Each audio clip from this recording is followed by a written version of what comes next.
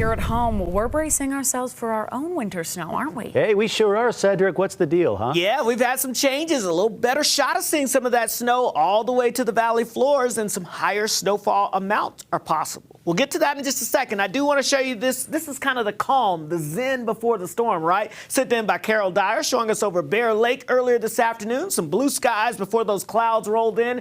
You're thinking about getting in the water almost today. Look at this, a record high in Salt Lake City. Not just a record high. We smashed the old record, which was 52. That was set all the way back in 1918. We hit 58 degrees, almost 60 degrees today. Well, we haven't cooled off much. It's still 53 degrees in Salt Lake City, and it's after 10 o'clock tonight, January the 3rd. That is hard to believe, folks. It's 54 in Cedar City, and you got temperatures in the 50s. I know you're saying, Cedric, are you sure you're going to expect some snow by tomorrow morning?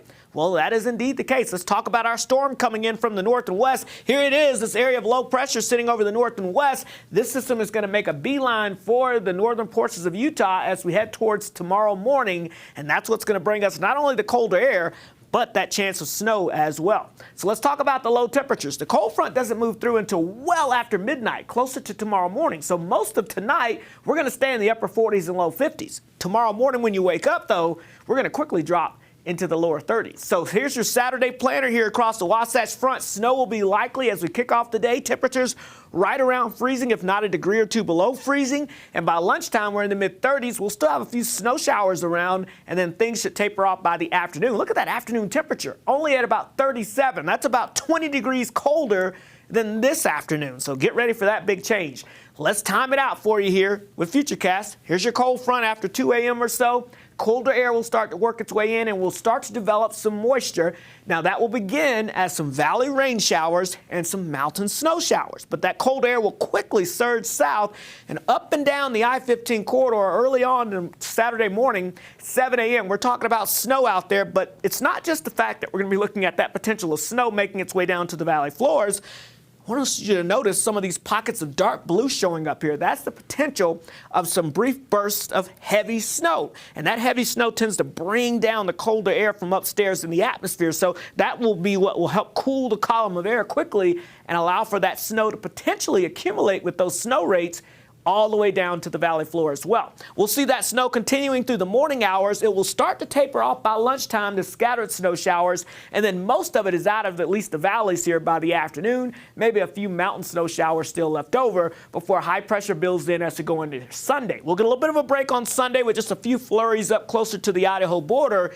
And then this system potentially could pay us a visit to kick off the new week. All right, let's talk about those snow accumulations. So most of the map I've left pretty much the same as earlier today. The one change I did bump up was the Wasatch Front.